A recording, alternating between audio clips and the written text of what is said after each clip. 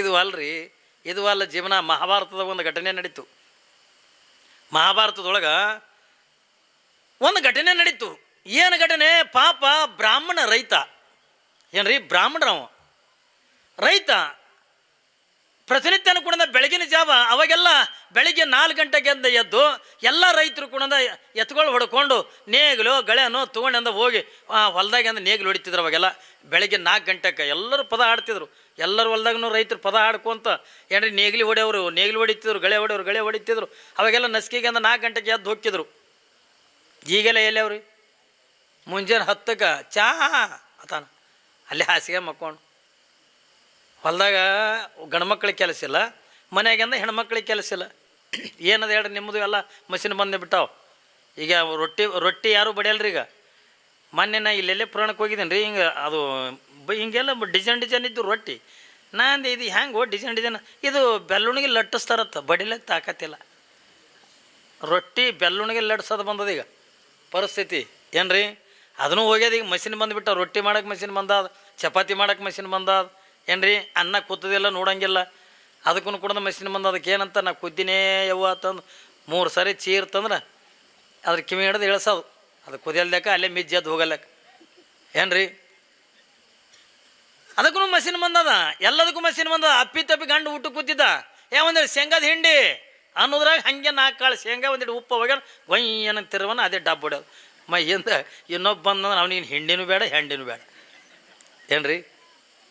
ಏನೂ ಇಲ್ಲ. ಈಗ ಲೆಕ್ಕದ ಮೇಲೆ ಅಡಿಗೆ ತೀತ್ರೆ ಎಲ್ಲದಕ್ಕೂ ಮಷಿನ್ ಬಂದದ.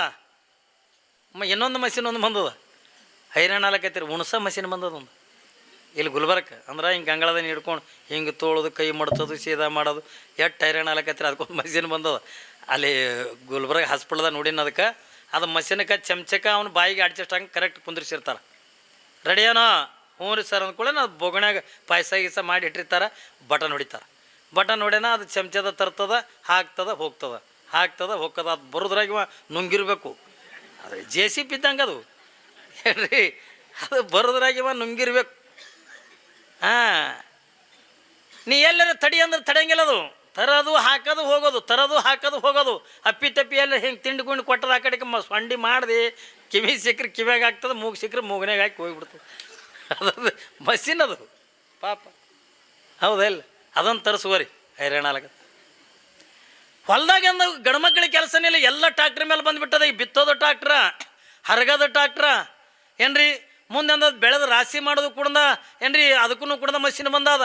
ಪ್ರತಿಯೊಂದಕ್ಕೂ ಕೂಡ ಮಷಿನ. ಗಂಡ್ಮಕ್ಳಿಗೆ ಕೆಲಸ ಇಲ್ಲ, ಹೆಣ್ಮಕ್ಳಿಗೆ ಕೆಲಸ ಇಲ್ಲ, ಹೌದಲ್ರಿ? ಅವಾಗ ಹಿಂದೆ ಮನುಷ್ಯಾಗ ಬಾಲ ಇತ್ತತ್ತ, ಅದಕ್ಕೆ ಕೆಲಸ ಇಲ್ಲಾರಕ್ಕೆ ಉಚ್ಕೊಂಡು ಹೋಗ್ಯದತ್ತ.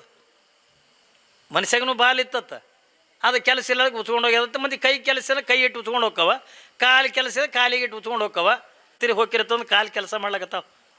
ಇಲ್ಲಾರಿ ಅಂದ ಅವು ಹಿಂಗೆ ಏನು ಕೆಲಸ ಇಲ್ಲ ಪಾಪ. ಅವತ್ತಿನ ದಿನಮಾನದೊಳಗೆ ಯಾವ ಬ್ರಾಹ್ಮಣ ರೈತ ಬ್ರಾಹ್ಮಣ ಧರ್ಮದೊಳಗಿರ್ತಕ್ಕಂಥವ ಪಾಪ ಪ್ರತಿನಿತ್ಯನೂ ಕೂಡ ಹೋದಂಗೆ ಬೆಳಿಗ್ಗೆ 4 ಗಂಟೆಗಿಂದ ಎತ್ತುಗಳು ತೊಗೊಂಡು ನೇಗಿಲು ಹೊಡಿಲಿಕ್ಕಿಂದ ಹೊಲಕ್ಕೆ ಹೋದ. ಈ ಕಡೆಯಿಂದ ಹೆಣ್ಮಗಳು ಸ್ನಾನ ಮಾಡಿಕೊಂಡು ಎಲ್ಲ ಜಗಲಿ ಮೇಲೆ ದೇವ್ರುಗಳು ಪೂಜೆ ಮಾಡಿ, ಏನ್ರಿ? ಒಂದು ಸಣ್ಣ ಕೂಸಿತ್ತು. ಈ ಅಂಬೆಗಲಚ್ಚು ಓಡಾಡ್ತಿರ್ತಾವಲ್ಲ, ಅವು ಎಷ್ಟು ತಿಂಗಳದಿರ್ತಾವ್ರಿ? ಅಂಬೆಗಲಚ್ಚಿ ಹೊಟ್ಟೆ ಹೇಳ್ಕೊತಂದು ಓಡಾಡ್ತಿರ್ತಾವಲ್ಲ, ಅವು ಎಷ್ಟು ತಿಂಗಳದಿರ್ತಾವೆ? ಒಂದು 3-4 ತಿಂಗಳದಿರಬೇಕು, ಇರಂಗಿಲ್ಲ?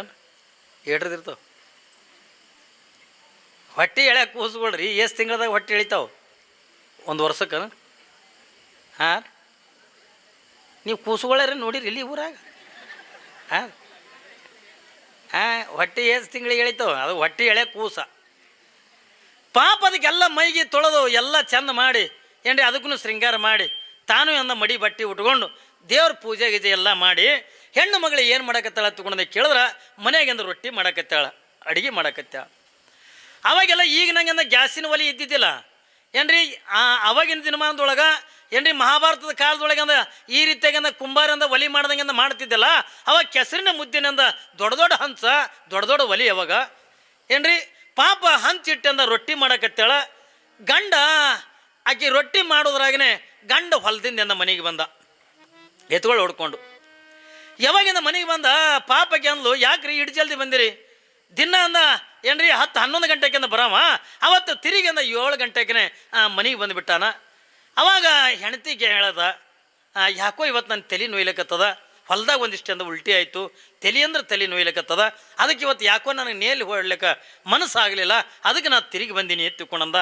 ಚಲೋ ಮಾಡಿರಿ ಬರ್ರಿ ಎತ್ತಿಕೊಂಡಂದು. ಯಾವಾಗಿಂದ ಒಲೆ ಮೇಗಿನ ಹಂಚ ಹಿಂಗೆ ಅಲ್ಲೇ ಎತ್ತಿಟ್ಟಾಳ. ಅದು ರೊಟ್ಟಿಗೆ ನೀರು ಹಚ್ತಿರ್ತಾರಲ್ಲ ಏನ್ರಿ, ರೊಟ್ಟಿಗೆ ನೀರು ಹಚ್ಚೋಕೆಂದ ಒಂದು ನೀರು ಇಟ್ಟಿರ್ತಾರಲ್ಲ, ಅದ್ರಾಗೆ ಒಂದು ಇಟ್ಟಂದ ಕೈ ತೊಗೊಂಡ್ಲು, ಒಲಿ ಬಿಟ್ಟಂದ ಒಂದು ಸ್ವಲ್ಪ ದೂರ ಸರಲು, ಇಲ್ಲಿ ಬರೀಲಿ ನಾ ತಲೆ ಒತ್ತೀನಿ ಬರ್ರಿ ಎತ್ತಿಕೊಂಡನು. ಪಾಪ ಗಂಡನ ತಲೆ ಅಂತಕ್ಕಂಥ ತೊಡೆ ಮೇಗಿಂದ ಇಟ್ಕೊಂಡು ಆ ಗಂಡನ ತಲೆ ಒತ್ತಲಕತ್ತಾಳ. ಯಾವಾಗಿನ ಗಂಡನ ತಲೆ ಒತ್ತುವಂಥ ಪ್ರಸಂಗದೊಳಗೆ ಅವನಿಗೆ ಏನೋ ಒಂಥರ ಆನಂದ ಅನಿಸಿ, ಪಾಪ ಹೊಲ್ದಾಗಿಟ್ಟು ಉಲ್ಟಿ ಇಟ್ಟು ಮಾಡ್ಕೊಂಡಿದ್ದ, ತಲೆ ಅಂದ್ರೆ ತಲೆ ಹೊಡೆಯಕತ್ತಿತ್ತು. ಅವಾಗ ಹೆಂಡತಿ ಯಾವಾಗಿಂದ ತಲೆ ಒತ್ತಲಕತ್ತಲ್ಲ, ಆಕೆ ತಲೆ ಹೆಂಗೆ ಒತ್ತಾಳ ಹಂಗಂಗೆ ಅವನಿಗೆ ಪಾಪ ನಿದ್ದೆ ಎತ್ತಿ ಬಿಡ್ತಲ್ಲೇ. ಕಲ್ಪನೆ ಇರಲಿ ಮಗ. ಯಾವಾಗಿಂದ ನಿದ್ದೆ ಎತ್ತಿ ಬಿಡ್ತು, ಯಾವಾಗಿಂದ ನಿದ್ದೆ ಎತ್ತು ಪಾಪಕ್ಕೆ ತಲೆ ಒತ್ತುದು ಬಿಟ್ಟಿಲ್ಲ. ಈಗ ನಿದ್ದೆ ಎತ್ತದ ತಂದು ಗಂಡನ ತಲೆ ತೆಗೆದು ಕೆಳಗಿಟ್ಟಿಲ್ಲ. ಗಂಡನ ತಲೆ ಅಂದ ಆಕಿನ ತೊಡಿ ಮೇಲೆ ಅದ, ಆಕೆ ತಲೆ ಹಂಗೆ ಒತ್ತಲಿಕ್ಕತ್ತಾಳ. ಅವನಿಗಂದ ಜೋರು ನಿದ್ದೆ ಎತ್ತದ. ಆ ಟನದ್ರಾಗ ಅಲ್ಲಿ ಏನಾಗ್ಯದ ತಗೊಂಡು ಕೇಳಿದ್ರ, ಅದು ಏನು ಕೂಸಿಗೇನು ಬಿಟ್ಟಿಲ್ಲಲ್ಲ ಆಡ್ಲಕ್ಕ, ಆ ಕೂಸ ಹೊಟ್ಟಿಗೆ ಎಳ್ಕೋತ ಒಲೆ ಕಡೆ ಬತ್ತು. ಒಲೆಗಿಂದ ನಿಗಿ ಸುಡ್ತಕ್ಕಂಥ ಬೆಂಕಿ ಏನಿತ್ತಲ್ಲ, ಅದನ್ನು ನೋಡಿ ಏನೋ ಅಡ್ಗೆ ಸಾಮಾನು ಎತ್ತುಕೊಂಡ ಕೂಸ ಏನ್ರಿ ಹೊಟ್ಟಿ ಎಳ್ಕೊಂತ ಎಲ್ಲಿಗೆ ಬರ್ತದ ತಗೊಂಡು ಕೇಳಿದ್ರೆ ಅದು ಒಲಿ ಹತ್ತಿರದಿಂದ ಬತ್ತು. ಯಾವಾಗಿಂದ ಒಲಿ ಹತ್ತಿರದಿಂದ ಬತ್ತು, ಈಗ ನೋಡ್ಲಕತ್ತಾಳೆ. ಅಯ್ಯೋ ನನ್ನ ಕೂಸಿಂದ ಒಲಿ ಕಡೆಯಿಂದ ಹೋಲಕತ್ತದಲ್ಲ, ಎಲ್ಲರಿದು ಒಲೆಗಿಂದ ಬೆಂಕಿ ಕೈಗೆ ಹಿಡ್ದಿತ್ತ ತಿಳ್ಕೊಂಡು ಈ ಮನಸ್ಸಿನಾಗ ಅಂತಾಳ ಕರೆ ಜೋರಾಗಿ ಚೀರಿ, ಏ ಮಗ ಆ ಕಡೆ ಹೋಗಿಬಿಡ ತಗೊಂಡ ಅನ್ಬೇಕಂತಾಳ. ಒಂದು ವೇಳೆ ಗಂಡನ ನಿದ್ದೆ ಎಚ್ಚರಕ್ಕ, ಒಂದು ವೇಳೆ ಕೂಸ ಏನ್ರಿ ಆ ಕೂಸಿಂದ ಒಲಿ ಕಡೆನ ಹೋಯ್ತು ತಕೊಂಡ್ರ ಗಂಡನ ತಲೆಯಿಂದ ತೆಗೆದು ನಾ ಹೋಗಿ ಅಂದ ಕೂಸಿನ ಎತ್ಕೋಬೇಕಂತ ತಿಳ್ಕೊಂಡ್ರ ನನ್ನ ಗಂಡನ ನಿದ್ದೆ ಕೆಡ್ತು ಅಂತಂದ್ರ ನನ್ನ ಪತಿರೊತ್ತ ಧರ್ಮ ಹಾಳಾಕ್ಕದ ಅಂತಾಳ. ನೋಡು, ಒಂದ್ ವೇಳೆ ನಾನು ಗಂಡನ ನಿದ್ದೆ ಕೆಡಿಸ್ಬಿಟ್ನೆ ತಿಳ್ಕೊಂಡ್ರೆ ನನ್ನ ಪತಿರೊತ್ತ ಧರ್ಮ ಅಂತಕ್ಕಂಥ ಹಾಳಾಕ್ಕದೆ.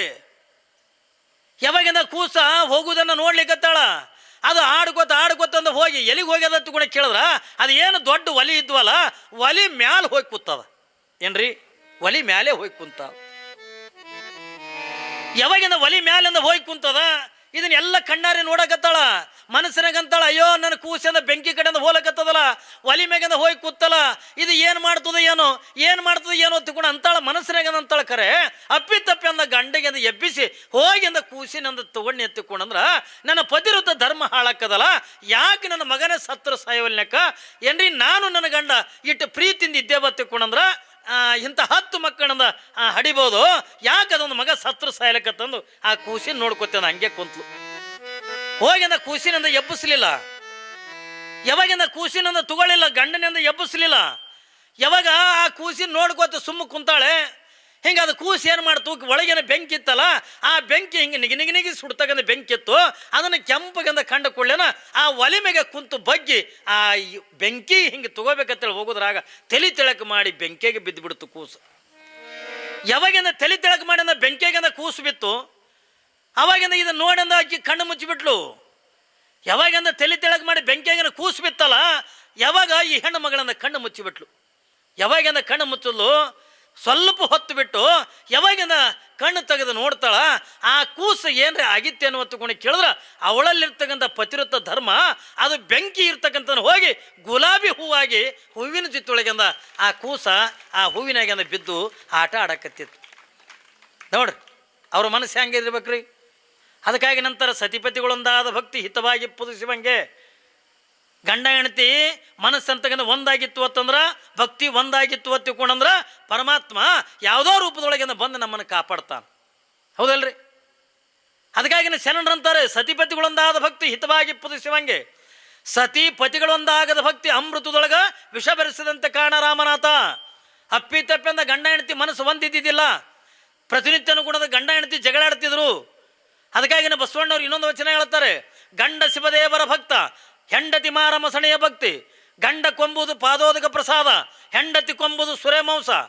ನೋಡ್ರಿ ಬಸವಣ್ಣವ್ರು ಏನಂತಾರೆ, ಗಂಡ ಶಿವದೇವರ ಭಕ್ತ, ಗಂಡ ಪ್ರತಿನಿತ್ಯನ ಕುಣದ ಇಲ್ಲಿ ರೆಬ್ಬೆಮ್ಮ ತಾಯಿಗೆ ಚನ್ನಬಸವಣ್ಣವ್ರಿಗೆ ಅಂತ ಬಂದು ನಮಸ್ಕಾರ ಮಾಡಿ ಇಲ್ಲಿ ತೀರ್ಥ ತೊಗೊಂಡು ಏನ್ರಿ ಕುಡಿದು ಗಂಡ ತೀರ್ಥ ಪ್ರಸಾದ ತೊಗೊಂಡು ಹೋಗಿದ್ರ ಹೆಂಡತಿ ಮನ್ಯಾಗ ಕೂತ್ಕೊಂಡು ಸೆರೆ ಮಾಂಸ ತಿತ್ತಿದ್ಲಂದ್ರ ಚಂದ ಕಾಣ್ತದ ರೀ.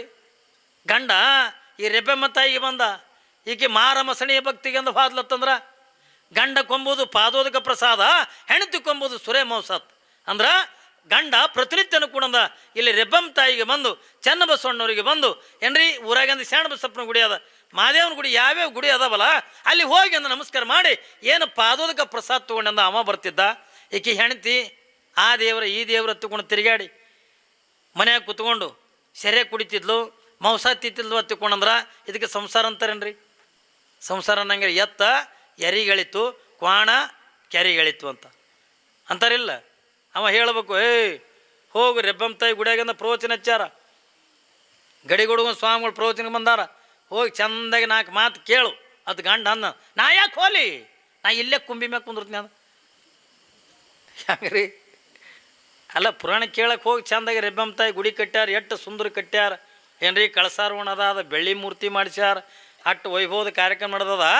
ಇಲ್ಲಿ ಮನ್ಯಾಗ ಕೂತ್ಯಂದ್ರೆ ಏನು ಮಾಡ್ತಿದ್ದಿ, ಪುರಾಣ ಕೇಳಕ್ಕೆ ಅದು ಹೋಗತ್ತಿಕೊಂಡಂದ್ರೆ ನಾ ಯಾಕೆ ಹೋಲಿ, ನಾ ಇಲ್ಲೇ ಕುಂದಿರ್ತೀನಿ ಕುಂಬಿ ಮೇಲೆ ಹತ್ತದ.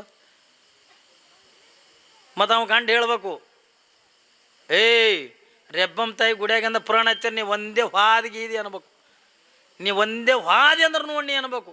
ಆಕೆ 5ಕ್ಕೆ ಬಂದು ಇಲ್ಲಿ ಕಟ್ಟಿ ಕೂತು ನಿದ್ದೆ ಮಾಡ್ಲಕತ್ರಿ, ಏನು ಮಾಡ್ಬೇಕು?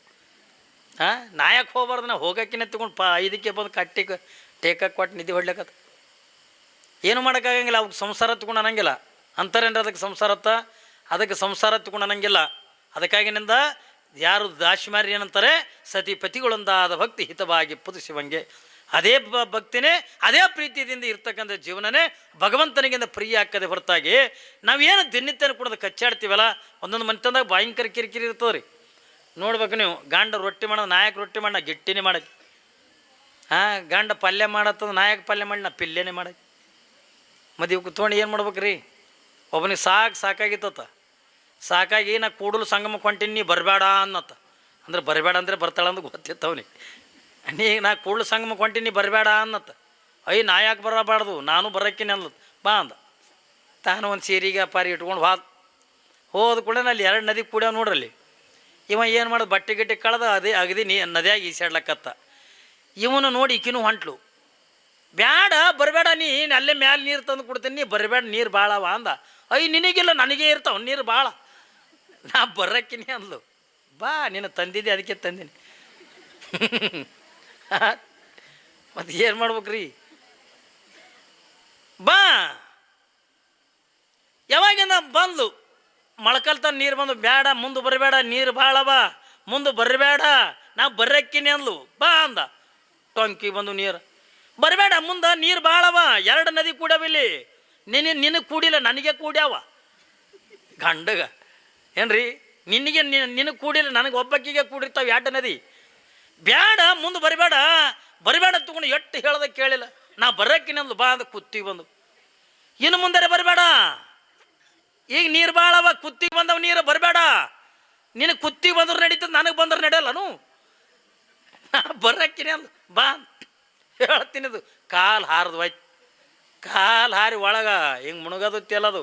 ರೀ ಅವ ಅಂದ, ರೀ ಇಲ್ಲ ರಾ ಇಲ್ಲ, ಹೋಯ್ ಬಾ. ಎಲ್ಲಿ ರೀ ಸಾಕಾದ ಬಳಿಕ ಏನು ಮಾಡ್ತಾವ, ಹೌದಲ್ರಿ? ಅಲ್ಲಿ ಬರಬೇಡ ತೇಳನ್ ಮೊದಲೇ, ಈಗ ಮುಣಕ್ ಹೋತಂದ ರೀ ಅಂದ್ಲು. ರೀ ಇಲ್ಲ ಏನಿಲ್ಲ, ನೀವು ತಂದಿದ್ದೆ ಅದಕ್ಕೆ ತಂದಿನಿ, ಹೋಯ್ ಬಾ ನಾವು.